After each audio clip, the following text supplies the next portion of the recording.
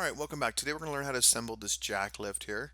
So the first thing we're going to do is go ahead and start a new, let's see, our standard presentation file, or excuse me, assembly file. And we're going to hit create. And we're going to go ahead and find our parts here. So select that, hold down control, select the wedge and the wedge screw. Go ahead and hit open, click, okay, and then escape. Alright, so here's our three parts we need to assemble here. I'm going to spread them out here. First thing I like to do is kind of just do a free rotate and orientate them so that they're kind of, you know, facing the right way. So kind of helps me think how I'm going to put it together here.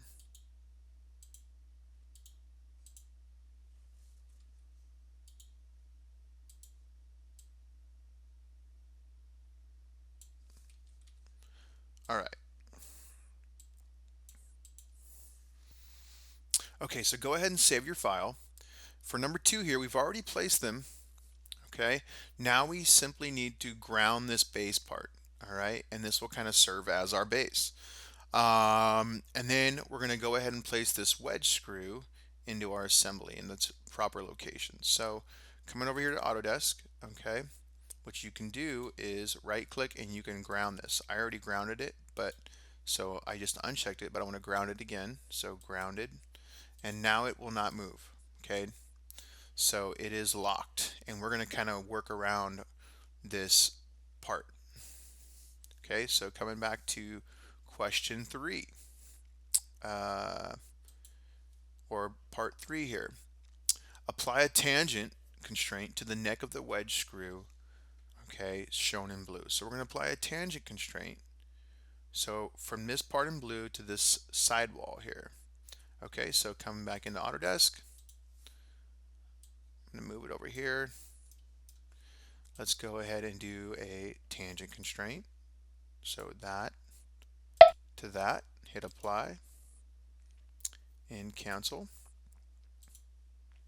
Apply a mate constraint to the back face of the base component and the circular face on the underside of the wedge screw's head. Okay, so we're going to do a mate constraint, and from this face to this face. Okay, so I'll show you what I mean here. I'm going to zoom in, and when you're assembling things and you're constraining things, it really helps to zoom in a lot of the time. Okay, so we're going to go ahead and constrain, okay, a mate constraint here from the back side of that to that side. All right, hit apply, cancel. All right, looking pretty good so far. Okay, so now we want to apply a mate constraint. Okay, we want to constrain this surface here to this blue surface to this green surface. All right, so I got to go back in and zoom out and make sure I'm on the right surface here. Okay, and then it looks, I think that's the way we want it, right here. Or no, there's how we want it. Okay, so hit escape and let's do a constraint. Let's go with, once again, this surface to that surface. Hit apply, cancel. Now, okay, we need to apply a mate constraint between the center axis of the threaded hole in the wedge here, so this axis, to our hole axes. So coming back, okay, constrain, find this thread axis here to this axis, and then apply.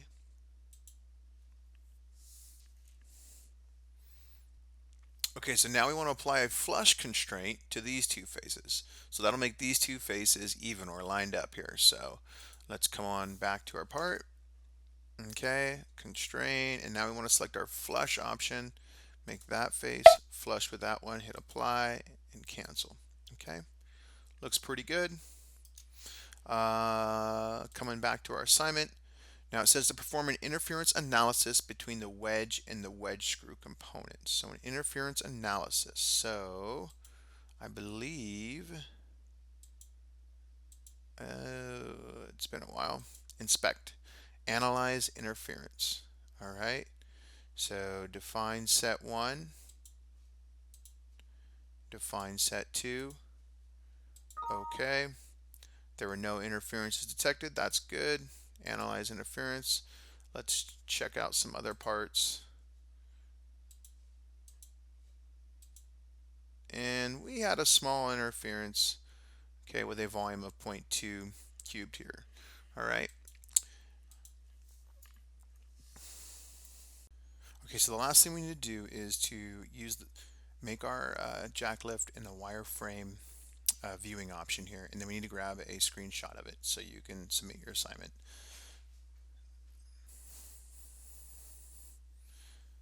So come back to your part and go to View here, in Visual Style you want wireframe. Okay, go ahead and take a screenshot of it, and that will do it. Thanks.